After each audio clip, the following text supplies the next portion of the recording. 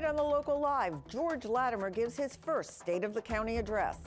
Village of Mamaroneck trustees pass a 6-month halt on development. The Mamaroneck Board of Education approves its budget for the next academic year, and in tonight's roundtable, we speak to Julie Killian and Shelley Mayer on their run for the New York Senate.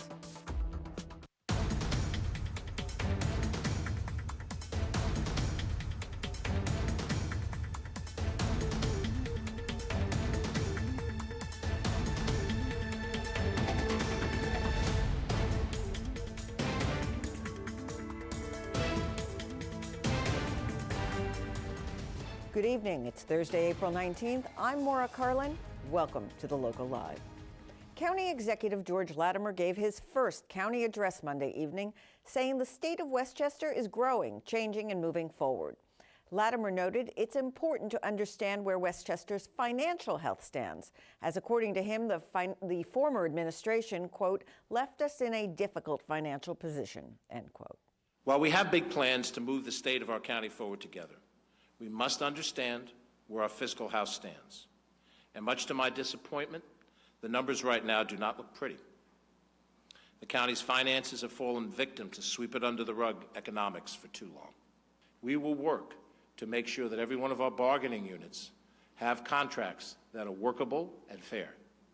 But to do that will be expensive and will be a lesson to us never to let this happen like this in the future. A path forward lies in working with all of our brothers and sisters in labor and building a Westchester that we all are proud of. Together we can revive Westchester's economy and workforce with jobs and policies designed to boost Westchester.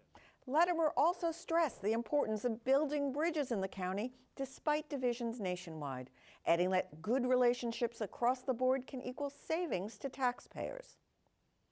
In an attempt to address overdevelopment issues, the Mamaroneck Village trustees voted on April 9th for a moratorium that puts a 6-month freeze on new large-scale residential construction.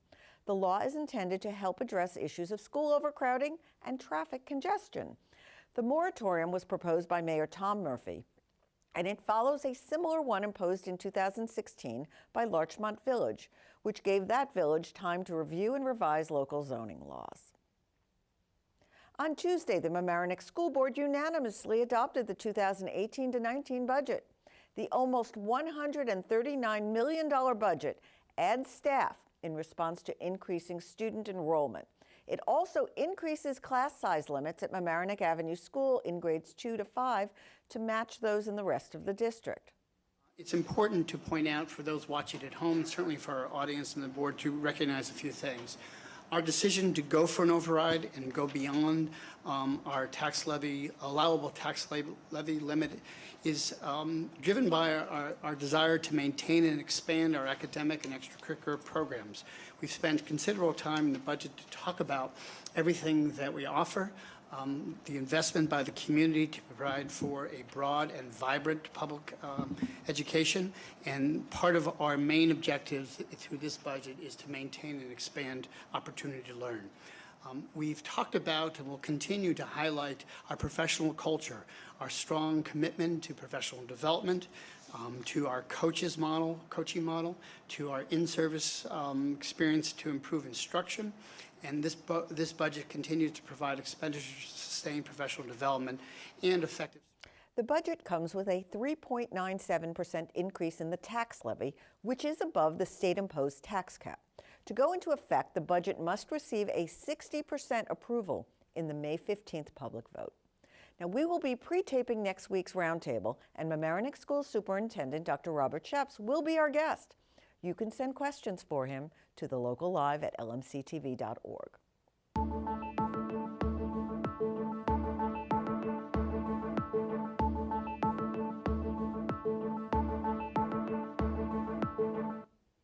On Tuesday, April 24th, local voters will head to the polls for the special election to fill the New York State Senate seat vacated when George Latimer became Westchester County Executive.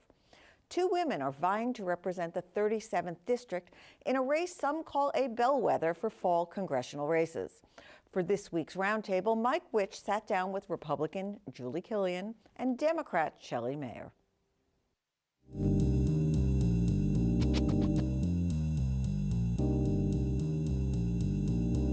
Julie Killian, thank you so much for spending some time with us. Tell us about yourself. I'm running for state senate because I believe there's a problem in Albany. It's broken, it's dysfunctional, and I believe I can go up there and shine the light on that and get things done and provide, most importantly, provide a new perspective, a fresh perspective with new ideas. And I have lived in Westchester almost my whole life. I was born here, and I've decided I'm going to stay here and fight for New York. I have lived in Rye for 27 years. I'm the mother of 5.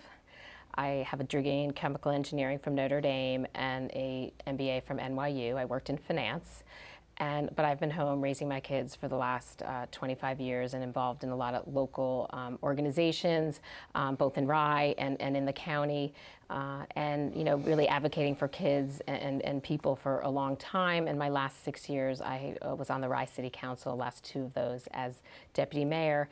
And those, I've also started Rye Act, Rye Action for Children and Teens, which is a drug and alcohol coalition very similar to Radar. Radar, I work with them. I've worked with them before. And it's really those perspectives, the on-the-ground perspective of the mother being involved and having a better sense of what's going on in the community that I want to bring to Albany. And I do think there's many people up there out of touch on both sides of the aisle. And I feel like we need that fresh perspective up there. Okay, let's get to some issues. Some critics have tied you to former County Executive Rob Astorino and the Trump administration. Can you talk back to these critics? Sure. And do you have any plans to alleviate the dysfunction in Albany?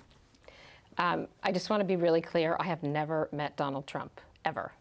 And I feel like whatever comes out of Washington that's good for us, we can support. And whatever's coming out of there that's not good for us, we need to push back on. As far as Rob Astorino, yes, I have been a longtime supporter of Rob. But if you go back and look at my city council record, I always do what's right for the community. So I have voted to sue the county and voted not to sue the county. And it's always about what is right for the constituents. At that point, it was what is right for Rye. Right now, it's like what is right for the constituents of the 37th district. So I don't really care what party you are, Republican, Democrat. What's important is you do the right thing for the community. And I have shown to be an independent voice. Ask anybody in Rye, I think they'll tell you that. So that's what I plan on doing up in Albany. There is tremendous dysfunction up there. That's one of the reasons I'm running.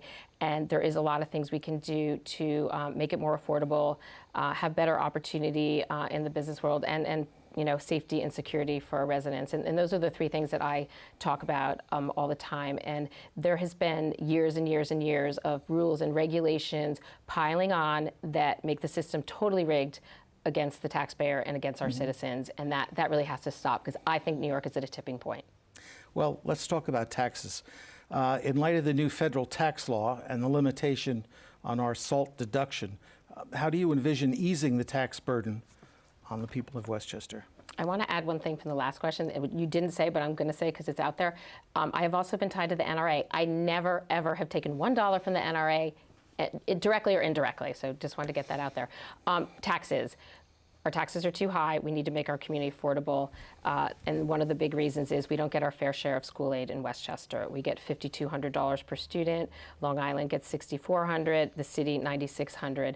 And there's a direct correlation between getting the least per student and having the highest taxes. The corruption tax, I call it, and there's both legal corruption and illegal corruption, and the legal corruption is almost worse, which again is that sort of regulatory morass and antiquated work rules that combine to make everything here more expensive. And we just need to start to get at that, because when I walk neighborhoods every day, the biggest thing I hear is, I don't know what to do because I can't afford my taxes anymore, or I can't afford to retire here. I have to leave, but I don't know where to go. And that's what we need to really focus on. Let's talk about the schools. What do you think are the greatest issues facing our public schools and their funding, and how do you propose solving those issues? Well, as I said, getting our fair share of school aid. One of the reasons we don't is because we have this labor coefficient that is aligned with upstate labor costs, and we have downstate labor costs. And so that's one of the big reasons that we get less than other people. But the other thing is that there is also, part of the formula is also antiquated when you're looking at special ed, and particularly English language learners. And I know there's a lot in the Mamaroneck community. and they have some formula and some number that they compensate for that's like 10 or 20 years old. It doesn't make any sense. And there's a lot of things in Albany like that, where they just don't keep up with what the current situation is. And you know, we have these great kids in our community that we need to educate them. So when you're not getting the appropriate compensation for special ed or English language learners, you have to pull it from some other area. And then it's not fair to these kids. So we need to help all these kids. And you know, they say Westchester is wealthy, and that's one of the other reasons that we don't get the funding that we need. And it is wealthy, but like I know even at Mamaroneck Avenue Pre-K, I think 80% of the kids qualify for free lunch. So that's you know, that we need to get them what they need. And I have a soft spot in my heart for Mamaroneck Avenue Pre-K because my son went to the special ed Pre-K there, and I love them dearly. They were so helpful to me in a time of need. So. Go Mamaroneck Avenue School. A minute ago, you mentioned the NRA. What is your position on the current gun laws, and what changes, if any, would you advocate? I feel strongly that we do need to focus on those and get things done. And I'm thrilled that the kids in Parkland and the local kids are really keeping this issue in the forefront because they are going to force us adults to do the right thing. In New York, we had the SAFE Act passed a long time ago that got rid of assault weapons, and it also added a mental health component to the background checks. So we need to make sure the background check system works, universal background checks. We need to ban bump stocks, and the extreme risk protection orders, which a lot of people are talking about. I am absolutely in favor of that passing, which takes guns away from family members that are mentally ill. We also need to raise the age to buy a gun. It's federal 21 handgun. It needs to be 21 for all, I think. And there's also a piece that not enough people are talking about, but it's called Kendra's Law, which is already passed, and we need to push Albany to make it permanent. The Assembly has pushed back on that. The Senate Republicans want it, and that's the companion to the Extreme Risk Protection Order, and it allows you to get mental health services, court-mandated mental health services, either inpatient or outpatient, for your loved ones that are mentally ill. So we need to look at all those things. But what we really need to do is look at the root causes of what's happening. We've had 3 knife attacks in Westchester in the last few months. 2 of them were fatal. And sadly, a young man from Rybrook was killed up at Binghamton over the weekend with a knife. And so it's really about how do we help our kids that are struggling before they get to the point where they are turning to violence, guns, drugs. So that's where my passion lies in helping the kids and helping the communities, deal with early intervention. I think early intervention is really important. Okay. Can you offer some final words to the voters? I want to go up to Albany because I want to make a difference and I want to get things done. I'm big on, I see a problem. I saw a problem in 2011 with marijuana in Rye, brought people together, created the coalition, got the federal funding. We have a lot of great programs that we put into Rye. So when I first got on city council, scandals erupted, put in a conflict of interest policy. So I see a problem and I get things done. And I work across the aisle. There's problems on both sides up there, and we just need the fresh perspective for somebody to go up there and push back on the status quo. I'm not afraid. I'm pretty fearless when it comes to that. I don't need this job. I want this job. So I'm not afraid to go up there and push some buttons, and whether it's my party or another party, I don't care what party anybody is, Democrat, Republican, Independent, whatever it is, we got to work together. New York is at a tipping point, and we need to help people in our communities with affordability and opportunity in the business sector, so we can, everybody has jobs. Our seniors can afford to stay there. Our kids coming out of college can afford to stay, because that's what makes the vibrant community, and that we can afford to help make our schools safe. And we didn't get into infrastructure in the schools, but there's a lot of things up there we can do for that. Well, so thank you. Thank you very much for spending a few minutes with us on The Local Live. Thank you so much for having me.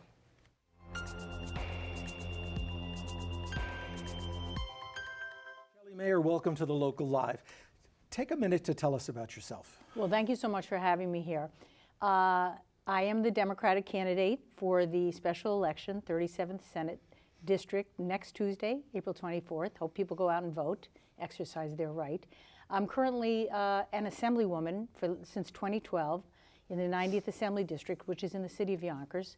I grew up in Northeast Yonkers, lived in White Plains for 18 years in the Highlands, and then when my parents couldn't manage the house, moved back to Yonkers. I love I love my community. I love Westchester. I'm thrilled to live here. I think it's an extraordinary place. I'm a very optimistic person, notwithstanding the challenges we have. I've been married for 39 years. I have 3 wonderful children. 2 are married, and I'm fortunate to have 3 beautiful grandchildren under the age of 2.5.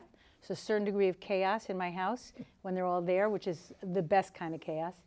And I'm running really because I believe that I can carry on sort of the tradition of George Latimer, and an activist Democratic legislator standing for progressive values, but very capable of talking to everyone, not afraid of disagreement, representing diverse communities, and really fighting for the people of this district in the sort of strong way that you need. That, coupled with my experience, I think makes me the strongest candidate. Okay, let's talk about some issues. Taxes, for instance. Yes. In light of the new federal tax law and the limitation on the SALT deduction, how do you envision easing the tax burden on your constituency? Well, I'm very, very concerned about that. Probably this district gets hit harder than any Senate district in the state. In the last bill we did in the state budget, there were 2 proposals which were adopted, which were efforts to minimize the impact of this tax bill, which I would point out is simply really a penalty against states that voted Democratic. And that's who gets hit, because they have the highest property taxes above $10,000. So we had 2 sort of solutions that are not perfect. One is to create charitable entities that you could donate your local tax, your school tax, and take a charitable deduction. And the other is to change the employee payroll tax to an employer payroll tax, thereby reducing your pay a little bit, but you wouldn't have to count it in that amount that you're going to go up to get try to get below $10,000. Almost everyone in this county has a property tax and income tax, if added together, in excess of $10,000. So it's a problem. I would point out that these provisions were in a bill that I actually voted against, even though I support them, because it had a pay raise commission, and I'm opposed to that unless we couple it with ethics reform. But I support these provisions that the governor put forward, and I think we have to come up with some creative solutions. We cannot afford to have higher taxes, property tax. Your critics have tied you to Governor Cuomo and the dysfunction in Albany. Can you address these critics and advise what your plans might be to alleviate the dysfunction in Albany in the future? Well, in first place, I'm proud to be a supporter of Governor Cuomo and appreciate his support of me. He is a can-do governor. I mean, he got this bridge done that nobody thought could be done. He helped us get a higher minimum wage and get paid family leave, and there's a lot of very terrific things that we in the legislature did in concert with him. There are things that need to be fixed in Albany, not related to the governor, that I strongly support. I'm for the change in campaign finance and getting rid of the limited liability corporation loophole that allows you to have 50 corporations and each one gives the maximum, even though they're not real corporations. I think that's wrong. I'm for a limit on outside income or a ban on outside income for legislators. I think there should not be a conflict. I think it should be a full-time job. That's how I've treated it. I think you basically have to say, this is what I want to do. I'm for changes in the campaign finance and disclosure laws to limit our the amount you can give to a lower amount so that more people can participate. And for changes in our sexual harassment policy so that the reporting goes to outside agencies and they investigate claims. So there's a lot of things I would do to change it. I've stood up to people of my own party on repeated occasions. I'm happy to do that if I have to. I'm not afraid of anyone. And I will do what's right for the people of the district and what's right for me personally as a person who I believe, has lived my life with integrity. Okay, schools. Yes. Our public schools. What do you think are the greatest issue facing our public schools, and funding, and how would you propose solving some of these issues? Well, I've spent the last 6 years in the Assembly pretty much only fighting for the Yonkers Public Schools, which drastically underfunded and need money from the state every year. Every year that I've been there, we've gotten substantially more. We got 15 million more this year above the prior year. Not enough, but I understand how the situation works with school funding. The fact is, you need to be a real advocate for every district, whether it's Mamaroneck or whether it's Portchester or even Bedford. Everyone needs a fighter for their school district and knows what they need and how to get the most. Some things in the formula are not fair to our Westchester County. We should change those. I've been on the forefront of trying to change them. While we do that, at the same time, you've got to be fighting for every district, for the kids and the parents and those that work in the schools. So I'm very committed to the detail and nitty-gritty of getting more money for the districts, at the same time making sure that the results of the money are the most for the taxpayer. We want to make sure we are getting good results. We have some extraordinary schools in this district and some that need to continue to improve in terms of outcome. I care about outcomes. As a parent of 3 kids, I care about outcomes. You want these kids to graduate high school as prepared and as well educated as possible. Okay. What is your position on our current gun laws? And what changes, if any, would you advocate? Well, I voted for the SAFE Act when we passed it after Sandy Hook. I was a sponsor. I was proud to do that. I'm proud that New York took a step that, frankly, other states and the nation should take in banning assault weapons. But it's not good enough after what we saw in Florida. There's a number of bills that I sponsor. They pass in the Assembly. The Extreme Risk Protection Order, the background, extending the waiting period from 3 to 10 days, banning bump stocks, and I have a bill that bans teachers from carrying guns and limits it to law enforcement. The fact is these bills cannot be passed in the Senate because the Senate Republican leadership won't allow them to be voted on. So my opponent can say she supports them, fine, but this is how actually the legislature works. The majority leader of the Senate decides what bills come to the floor. Twice this session alone, they have refused to allow these bills to come to the floor and be voted on, so that the Republicans don't have to take a vote. If the Democrats become the majority, which I hope is the case when I win, we're going to bring these bills to the floor and let people vote their conscience and vote the way they think. But give these bills a chance because we need to improve gun safety for our parents. We owe it to them. Okay. Let me give you an opportunity then for a final minute and talk to the voters. Well, one, I appreciate the opportunity to meet voters, to talk to them, to make sure they know what I stand for. And to understand my style, which is I believe in government. Government has a role. We have great opportunity to have a Democratic state Senate in the face of the challenges in Washington. I think it's a time for really a bulwark, a barrier against some of the very negative things that are happening at the national level. And that requires a Democratic Senate working with an assembly and a governor to do progressive things, whether it's voting reform, election reform, gun bills. These are the kinds of things that, frankly, until we have a Democratic Senate, we can't get done. But also the people of this district are entitled to an activist, a present legislator in the mold of George Latimer, or I would like to say myself in Yonkers, fighting for them, being present, listening to their concerns, and making sure that every person feels they are well served. It has nothing to do with party. At the end of the day, my job, if I win, will be to serve every constituent as well as I possibly can, because government can play a very valuable part in improving the lives of our community. Would you remind people when voting day is? Yes, thank you. Tuesday, April 24th from 6 a.m. to 9 p.m. Same place you usually vote, no change. Just get out there and vote. Exercise the extraordinary right we have in this country to be able to vote. Shelley Mayer, thank you so much for spending a few minutes with us on The Local Live. Pleasure. Thank you.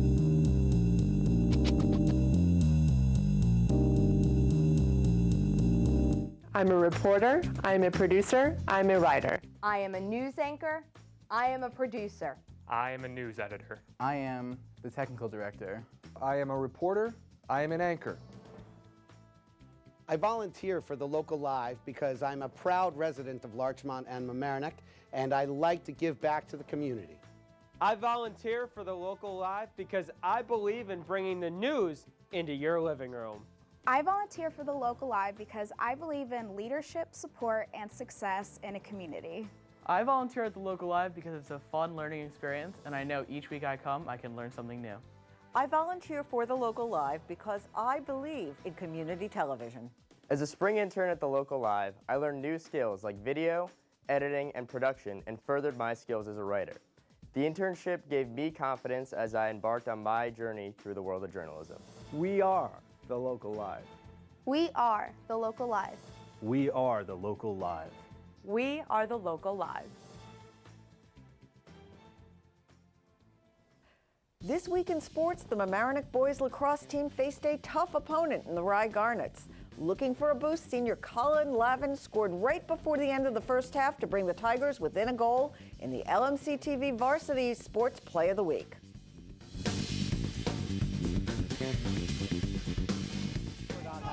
What?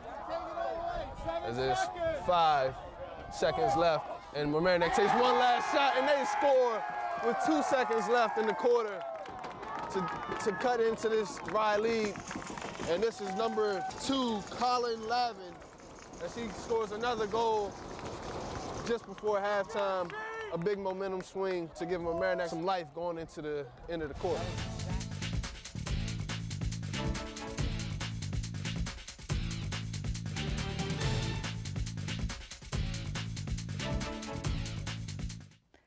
The Tigers would go on to drop that game by a final of 12-5, but sport a strong 7-2 record on the season. This week we speak to friends of the Larchmont Parks about their upcoming Love Your Park Day.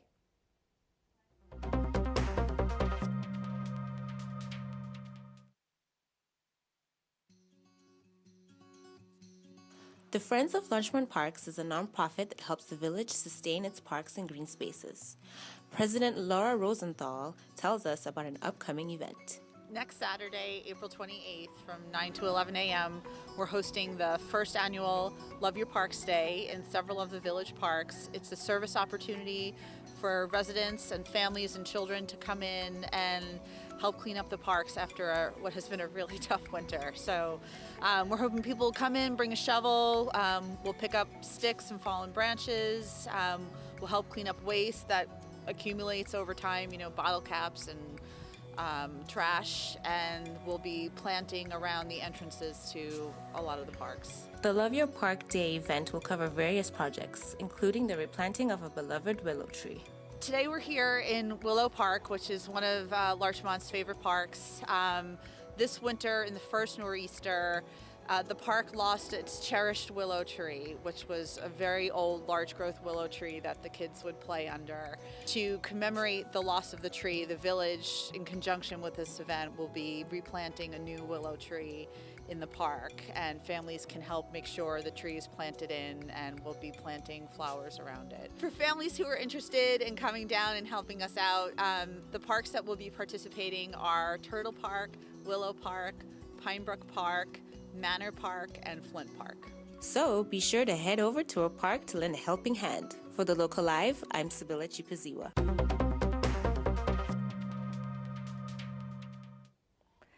The Village of Mamaroneck will be hosting its 10th annual Clean and Green Day, Saturday, April 21st, from 9 a.m. to noon at Harbor Island Park. Come and help clean up the harbor, beach, and waterways. The event will also give residents a chance to leave comments and suggestions on the upcoming changes to the Village Comprehensive Plan. For more information, visit mamaroneckgreen.org. We have new classes for LMC TV members at our new studio in the town center. These include Talk TV, a producer's guide, and that's Saturday, April 21st at 10 a.m. Editing Your Footage is on Tuesday, April 24th at 4:30 in the afternoon, and Reporters Boot Camp is Saturday, April 28th at noon. And tomorrow is the official opening of our new studio to the public. LMC TV will host a ribbon-cutting ceremony Friday, April 20th at 6 p.m. Stop by, see our new digs. And now it's time for Pet Rescue's Pets of the Week. Tommy is a little reserved at first, but very sweet and inquisitive. He's 2 years old and is looking to be the sweetness in your life. Roscoe is a cattle dog mix. He's approximately 4 years old. Roscoe loves to be with people and would make an excellent company for someone who enjoys taking long walks. Roscoe gets along well with other dogs, but prefers to live in a cat-free home as the only dog. For more information on Tommy the cat or Roscoe the dog, or to view other available pets, please visit ny-petrescue.org. We're always looking for new volunteers and interns to help produce the newscast, and we love hearing from viewers. Email comments and inquiries to thelocallive@lmctv.org. And don't forget, you can email any questions you have for Mamaroneck School Superintendent Dr. Robert Schaps for next week's roundtable. Thanks for watching The Local Live. I'm Maura Carlin. We'll see you next week. Good night.